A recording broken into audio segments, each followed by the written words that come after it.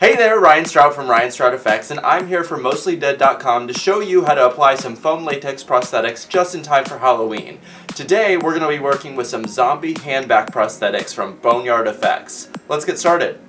When working with any prosthetic, you want to first do a test fit to find your points of contact. We're going to apply the back of this prosthetic onto the back of our actor's hand, and we want to find where the fingers match up since this piece was not custom made for our actor. It looks like the middle finger is going to be the best point of contact, so we'll start applying here through the middle and work our way outward, adjusting as needed.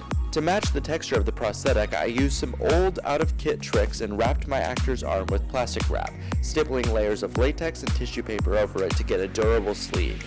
Using my prosthetics adhesive, I apply a thin layer along the middle finger of the appliance and on my actor's skin. When the adhesive goes clear, I press the prosthetic down and squeeze it to secure the anchor. Now I can work backwards to provide a stable foundation.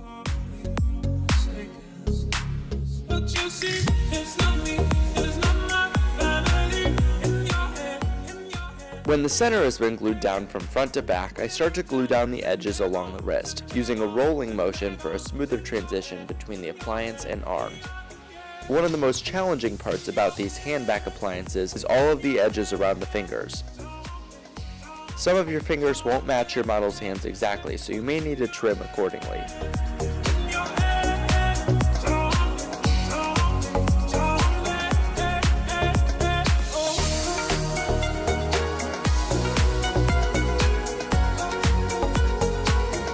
I decided to recreate the logo for MostlyDead.com and added this bony finger along the way. After laying down all of my edges, I set everything with a translucent powder.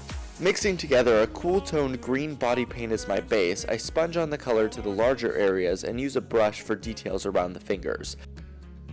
I next layer on a more neon green with a sponge and transition to my Pache airbrush for a more consistent color.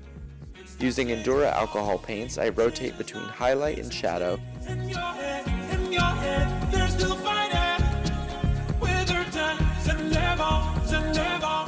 and then decide to fleck on color and texture with an alcohol palette and stipple brush.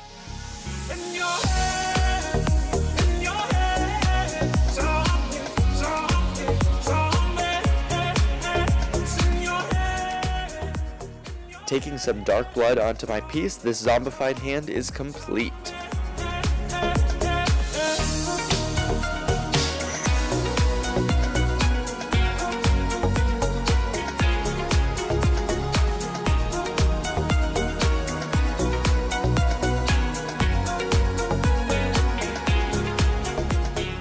So that's the process for applying these to a model, but how about on yourself? There are so many edges, and having an extra hand is incredibly helpful to lift and hold where needed, but I'm up for the challenge.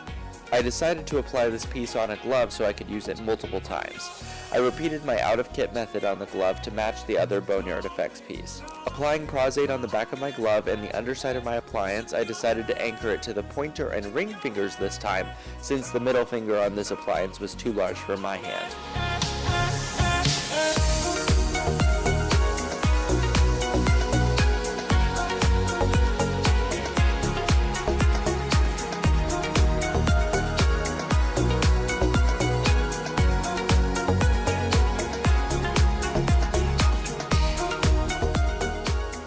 Gluing down all of the fingers and carefully pressing down the edges as best I could, I then begin to lift and cover any additional edges.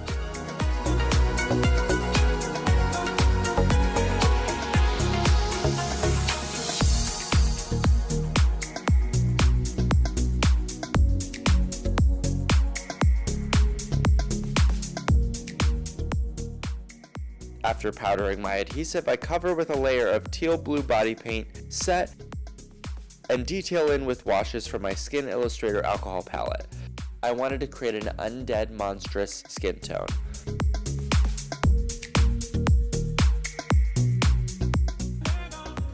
For the finishing layer, I dry brushed on a light wash of white on all the high points of the piece.